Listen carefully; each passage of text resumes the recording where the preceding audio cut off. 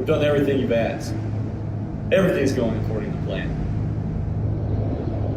Governor, we won county, and the NAPAC has never been stronger. So tell us, Governor, what else can we do for you?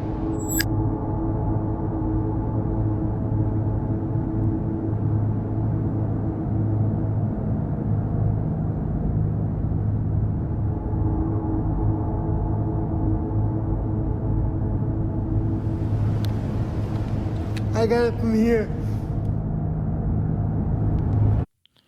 Welcome back to another episode of Bears Waylay Talks. And let me tell you, I'm very interested in this episode today. Because with me, I got Alan and Holly. Thank you both for being on the podcast with me today. Anytime. Looking forward to it. Of course. To start things off, I know y'all going right now trying to get through physical therapy school and trying to figure out what you want to do in the physical therapy field. So, what do you want to achieve in the world? Why are you trying to decide what you're going to do?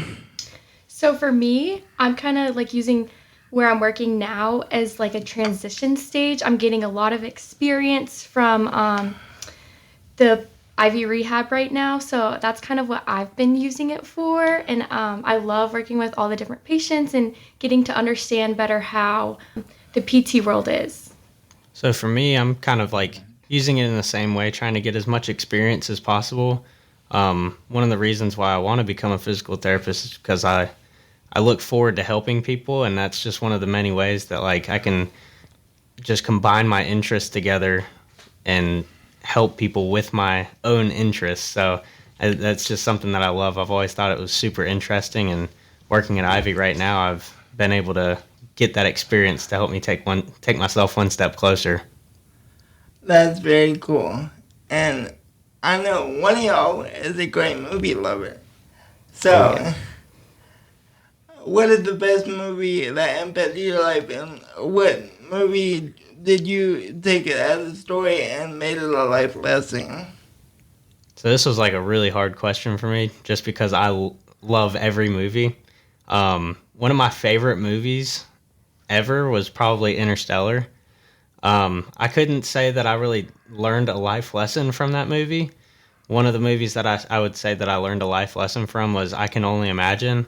It's about the lead singer of Mercy Me and his come up and everything. And I'd say the biggest life lesson that taught me is you need to appreciate everybody that you have in your life, no matter how they've treated you in the past. I think that you can't take anything for granted.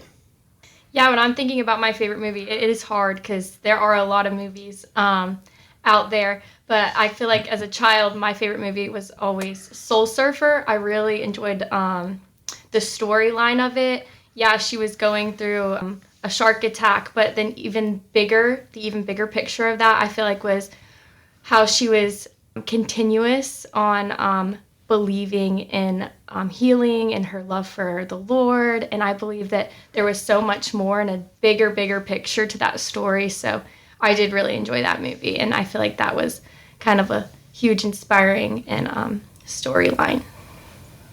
Now, I know y'all have not technically gone through all the schooling yet, but what have you learned now that you think books have no idea what they're talking about? Oh, man.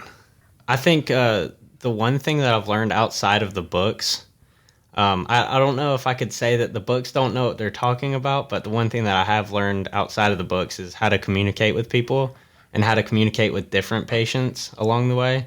So you have many different personalities coming into the clinic, and you need to know how to handle different personalities. That's just something that a book cannot teach you. You never know what you're going to get. You never know what kind of day that person is having, and you just need to learn how to take those situations and roll with it. That's for sure. And also, like, textbooks, like, they don't tell you every scenario. Like, you learn from a book, but some, like, you're told this way or you're told a certain way about certain facts, but that's not always the case because there might be another factor that plays into a role where you have to handle a situation not textbook. So there's definitely a lot that can be learned outside of a book. I know both people are Christians, and this is not technically a Christian podcast, but I do talk about God a little bit on this podcast as, you know, a sidekick, because that is a big part of who I am. So, in your faith journey, if you don't mind answering this question, what has impacted your life, and what, through God, through your own faith and through your own journey, what has impacted you the way you go about life? Oh, so the biggest thing for me, and this is one of the reasons why I want to become a physical therapist. Growing up, my mom was a director of a homeless shelter, and just watching my mom have like a first hand in being able to help unfortunate families get back on their feet and live successfully.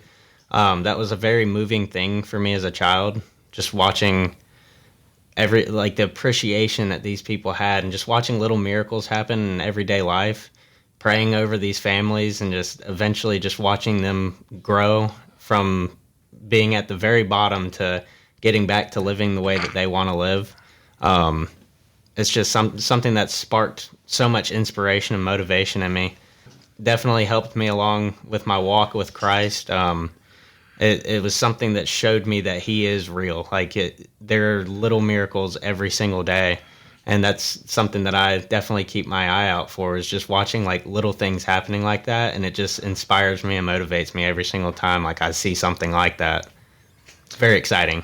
For sure. I was actually going to bring up like miracles as well. Like I know during my life and growing up, for me, I personally wouldn't be here today because of him. Like, he's gotten me through my personal. I know in the PT world, like, I feel like healing is real, and sometimes it can be through the help of medication and stuff, but it truly does rely on God and my. Yeah, me too. And it's kind of a hard scenario that I have to live by, because not a lot of people who have disabilities believe in God per se, so I have to do a double take sometimes, and I will say it's hard. So what is showing you how to deal with adversity, whether that's a patient that's down one day and can be and get spirits the next week. What are some early strategies you came up with to motivate them to get them through their session in therapy?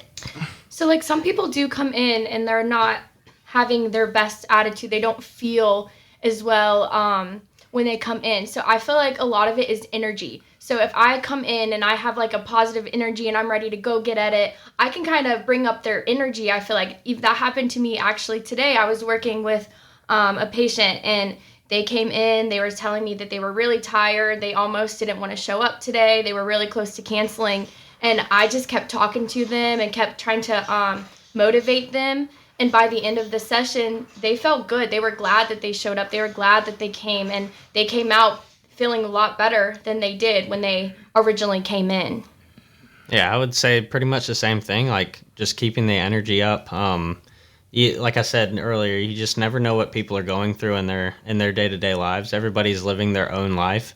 And it's like the big thing is just being understanding of their situation while just pushing them to their goals. Like they understand, like they could be having a bad day, but when you show that you're empathizing with them and you understand them, that you're rooting for them to reach their goals, that it completely changes everything.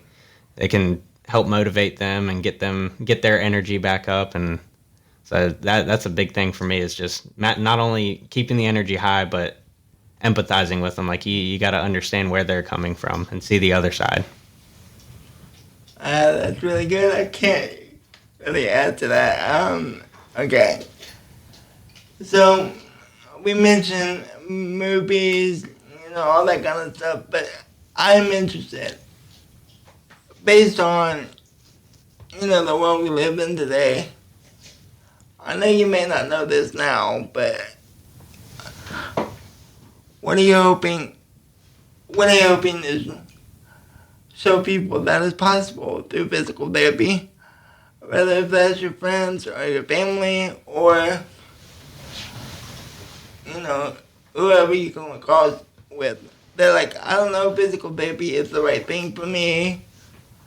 I really don't like doing physical therapy because sometimes you have people that don't believe in it and you have other people that do. So what would you tell somebody that's considering being a physical therapist or has an injury that they're considering physical therapist instead of surgery?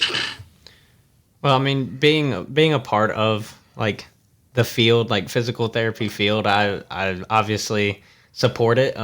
So I would tell somebody that, like, I mean, exercise is very important to keep you moving. A big thing that you hear a lot in the clinic is if you don't move it, you lose it. If you're not doing something, then eventually you're not going to be able to do that. And I think that's a big thing. It's a big trend. Like, you hear that a lot.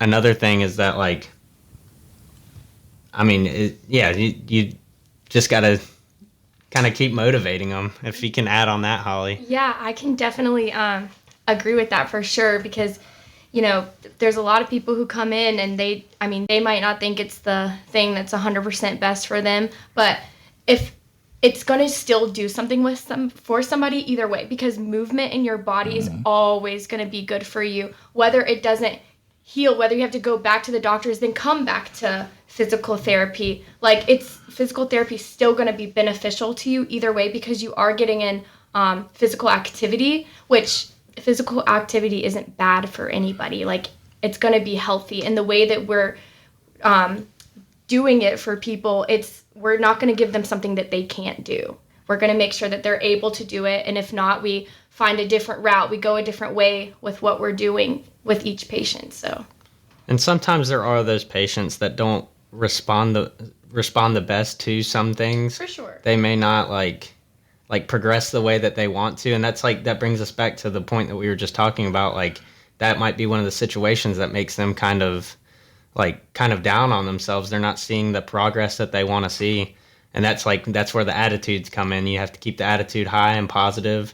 But everybody's body is different. Nobody's body is the same. Some people have a slower healing process. Some people have a faster healing process. So, like, different people will respond differently to physical therapy for sure. But either way, even if you're not responding the way that you think you should be, it's always good to be moving, especially when you have a physical therapist that's giving you movements that are kind of tailored to your body. It's just always, it's good for you, I would agree.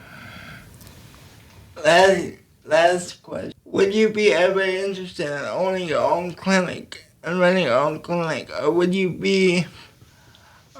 rather be another employee? It's something that I would be open to with more experience. So right now, obviously, I would be nowhere near ready. Even if I was out of PT school, I don't think that I would be prepared for that, because I hadn't been working in the field long enough to feel it really, like, fully answer the question, I feel like, because I just haven't had that experience to really say, like, yeah, that would totally be an awesome goal and definitely be really cool to do. But I think that it's something that would require a lot of time to kind of get, more experience with. Yeah, for me, that's always been kind of like an end goal for me, is I would love to own my own clinic. But like Holly said, we don't know enough yet to kind of go just hit the ground running with it. But I feel like if I'm going through PT school and everything is still kind of in line with my views on it, that's definitely something that I'm gonna plan on pursuing. One thing that I would love to do is to eventually own my own clinic, and out of the back of it, try to do some, like, strength and conditioning, like personal training stuff for sports too. That's so funny that you said that because I had like some of the same ideas in my head. Like right now, I'm actually working on my CPT, which is my certified personal trainer, because I had something like that on the back end of my head too, where I'm like kind of working PT with exercise for people who don't necessarily need PT right now, but they still want to kind of strengthen their bodies. So kind of had that same common interest in mind. Yeah, even if it's not like sports related, like sports specified training or something like that, like just having people come in and like letting them like work out and stuff, like you could be their personal trainer and you can help them meet their goals, even if they're not injured or coming in for some sort of pain that they're feeling, like you could help them prevent those pains by keeping them moving. So that's definitely something that I've always had like in my mind as a goal, and I would love to try to pursue that. But I need to learn more of the business aspects of it and all of that good stuff. I'm still very new to all of this, so looking forward to getting into PT school, learning all of that, and then when I get out, maybe work a few years, maybe like 2 or 3, try to learn as much as possible, and then try to eventually work into opening my own clinic. That would be really cool. Well, like I always say, you gotta dream before the dream is promised. So Exactly. thank y'all both for joining me on the podcast. Really hope you all enjoyed it. Thank you very much for having us. I've been Yes. looking forward to it all week. Yes, thank you. I really do appreciate you having us come out. You can email me at BARAETS dot SWADUY